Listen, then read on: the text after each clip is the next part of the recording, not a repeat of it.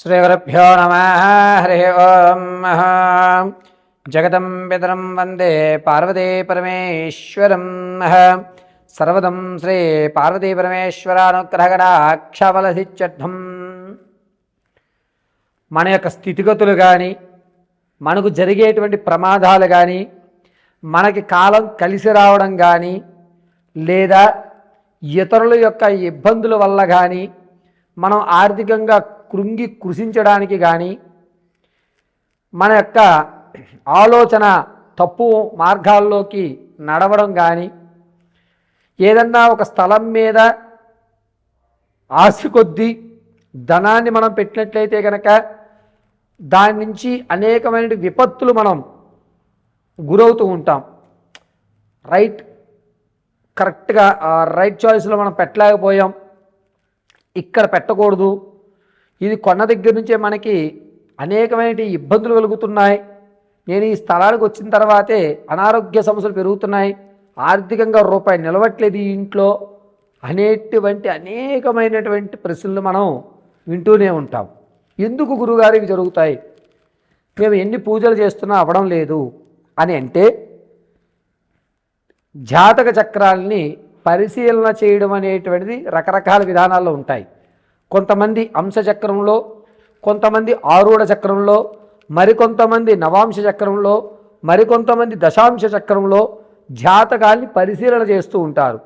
అయితే అన్ని పరిశీలనలు కూడా 100% మనకి రిజల్ట్ ఇస్తాయా అంటే కొన్ని మాత్రమే రిజల్ట్ ఇస్తాయి. అందులోనూ కర్మ సిద్ధాంతం అనుసరించి, జాతక రీత్యా అనుసరించి, గోచారంలో జరిగేటువంటి తప్పుదాల ఆధారంగా మనం జాతకాన్ని పరిశీలన చేసుకోవాలి. మొట్టమొదటిగా శనీశ్వరుడు, చంద్రుడు, శుక్రుడు ఈ ముగ్గురు కూడా ఎవరితో కలుస్తున్నారు అనేది మనం ప్రధానంగా నిర్ణయం తీసుకోవాలి. అయితే ఈ 28వ తారీఖు నుంచి జనవరి 15వ తారీఖు వరకు కూడా శనీశ్వరుడు రాహుతో కలగడం, శుక్రుడు రవికుజులతో ఉండడం వల్ల జరిగేటువంటి విపత్తులు, దీని కారణంగా ఈ ద్వాదశ రాశుల వారికి కూడా, అంటే మేషం మొదలు పెట్టుకుని మీనం వరకు కూడా జనవరి 15వ తారీఖు వరకు ఏ విధమైన మార్పులు జరగబోతున్నాయి అనేది మనం ఒకసారి పరిశీలన చేసుకోవాలి. ఈ 28వ తారీఖు నుంచి ప్రారంభమయ్యి జనవరి 15 వరకు కూడా అనేక రకాలైనటువంటి మార్పులు జరగడం వల్ల కొన్ని విపత్తులు ఈ ద్వాదశ రాశుల వారు ఎదుర్కోవడం జరుగుతుంది. వాటి నుంచి తప్పించుకునేటువంటి మార్గాలు ఏమిటి, ఏ దేవతారాధన చేయాలి, ఏ విధంగా మన ఆలోచన మార్చుకోవాలి అనే విషయాన్ని ఇప్పుడు మనం వివరణగా ఏ రాశి వారికి ఆ రాశిగా మనం పరిశీలన చేసుకుందాం. తులారాశి వారికి శనిలో రాహు ప్రవేశించడం, దీనివల్ల ఆలోచన విధానం అంతా కూడా పూర్తి విభిన్నంగా ఉంటుంది. అది తప్పు అని తెలిసినా లేదు, ఇదే ఖచ్చితం అనేటువంటి ఆలోచన ధోరణులకు వెళ్ళిపోతుంటారు. ఆరోగ్యం విషయంలో పర్వాలేదు అనేటువంటి మాట ఉంటుంది. ప్రమాదాలు జరిగేటువంటి అవకాశం కాస్త తక్కువగా ఉన్నా మీ ఏమరి పొరపాటు వల్ల మాత్రమే డిసెంబర్ నెల 11వ తారీఖు నుంచి 24 మధ్యలో చిన్న చిన్న ప్రమాదాలు జరిగేటువంటి అవకాశం లభిస్తోంది. తులారాశి వారు ఆర్థికంగా శుక్రుడు, రవి, కుజుడు కలిగి ఉండడం వల్ల పర్వాలేదు, నాకు పెద్ద సమస్య ఏం లేదు అనేటువంటి ఒక మనోస్థైర్యాన్ని తెచ్చుకుని మీ కార్యక్రమాలను ఎదురుకు సాగింపు చేస్తూ ఉంటారు. విలువైనటువంటి వస్తువుల్ని అమ్ముకోవడం, దాని నుంచి వచ్చేటువంటి ధనం వల్ల అప్పు క్లియర్ చేయడం, అప్పుల బాధ తప్పించుకుని ఇది ఏదైతే కొదవ పెట్టారో దీన్ని మీరు తీర్చేయడం జరుగుతుంది. బ్యాలెన్స్ అనేటువంటిది ఖచ్చితంగా మీకు ఒక అంచనాలో ఉంటుంది. మీ అంచనాలు ఎక్కడ తారుమారవ్వవు. తులారాశి వారికి డిసెంబర్ నుంచి జనవరి 15 వరకు కూడా కాస్త బాగుందనే చెప్పాలి. మిశ్రమైనటువంటి ఫలితాలు లభిస్తూ ఉంటాయి.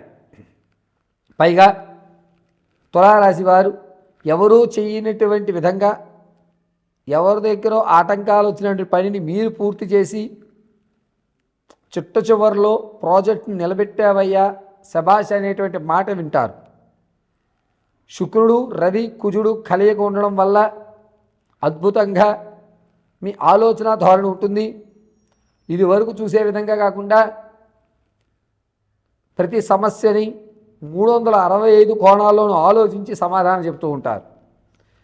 మీకంటూ ఒక పెద్దపీట వేసి ప్రాధాన్యత వహించవయ్యా నువ్వు అంటే, లేదు లేదు నాకన్నా పెద్దవారు ఉన్నారు, మనదే ఉంది అని చెప్పి మీకు లభించేటువంటి పురస్కారం ఏదైతే ఉందో దాన్ని చాలా గౌరవంగా తిరస్కరించి వేరే వాళ్ళకి ఏర్పాటు చేస్తూ ఉంటారు. తులారాశి వారు శుక్రుడు రవి కుజుడు కలయిక ఉండడం వల్ల బిజినెస్ల్లో కాస్త లోటులు ఏర్పడుతూ ఉంటాయి. అయినా సరే మనోస్థైర్యంగా ఉండండి. రానున్న రోజుల్లో ఇవన్నీ చక్కబడుతూ ఉంటాయి.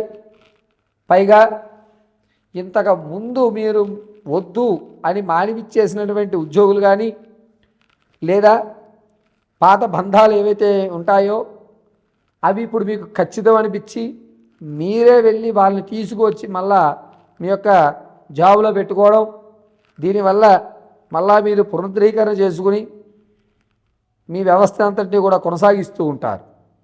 తులారాశి వారు స్థిరాస్తులు ఏవైతే ఉన్నాయో ఒక చోట మీ మరో చోట పెట్టుబడి పెడతారు. ఇక్కడైతే లాభం ఎక్కువ వస్తుంది. పైగా ఏముందిలే ఇక్కడ పెద్ద అప్పేం ఉండదు, అక్కడ తీసుకొచ్చి ఇక్కడ పెట్టిన తర్వాత పైన ఉన్నటువంటి చిల్లా చిటకా అప్పులు తీర్చుకుందామని చెప్పి ఓ నిర్ణయానికి వచ్చి డిసెంబర్ నెలలో ఖచ్చితంగా మీ ఒక చోట స్థిరాస్తి అమ్మి మరో చోట పెట్టుబడి పెడతారు. ఈ రాశివారు ఆరోగ్యం విషయంలో మాత్రం కొంచెం జాగ్రత్తగానే ఉండాలి. నడుము కింద భాగం దగ్గర నుంచి మోకాల వరకు కూడా కొన్ని ఇబ్బందులు కలుగుతున్నాయి. నరాలు పట్టేయడం కానీ లేదా లాగడం కానీ, ఎక్కువ శాతం కూర్చోలేకపోవడం కానీ, ఇటువంటి చిన్న చిన్న ఇబ్బందులు కలిగేటువంటి అవకాశం ఏర్పడుతోంది. ఈ రాశివారు ప్రతి నిత్యము కూడా కాలభైరవుని యొక్క మహామంత్రాన్ని జపించడం అద్భుతంగా కలిసి వస్తుంది. పైగా తులారాశి వారు మీరు అనుకున్న విధంగా అనుకున్న పనులు పూర్తవుతూ ఆర్థిక ఆరోగ్య సమస్యలు లేకుండా ఉండాలి అంటే కనుక ఖచ్చితంగా మీరు ప్రతినిత్యము కూడా కాలభైరవ అష్టోత్తరం చదువుకోండి, విభూతి ధారణ చేయండి, రాగి చెంబులో మాత్రమే నీళ్లు స్వీకరించండి. డిసెంబర్ 1వ తారీఖు నుంచి జనవరి 12వ తారీఖు వరకు కూడా రాగి చెంబుని ఎంత ఉపయోగించుకుంటే అంత మంచిది. శరీర గొంతు దగ్గర వ్యవస్థలో కొంచెం ఇబ్బందులు కలుగుతున్నాయి. మీరు మంచినీళ్ళు తాగేటప్పుడు కానీ లేదా ప్రయాణం చేసేటప్పుడు కానీ రాగి పాత్రని మీరు క్యారీ చేయడం చెప్పదగ్గ సూచన. తులారాశి వారు అనుకున్న రంగంలో ఉత్తీర్ణత అవ్వడానికి మరి కాస్త మీ యొక్క జాతకానుసారం బాగుండడానికి ప్రతిరోజు నువ్వుల నూనెతో ఈశ్వర దేవాలయంలో దీపారాధన చేయండి. అద్భుతంగా మీకు కలిసి వస్తుంది.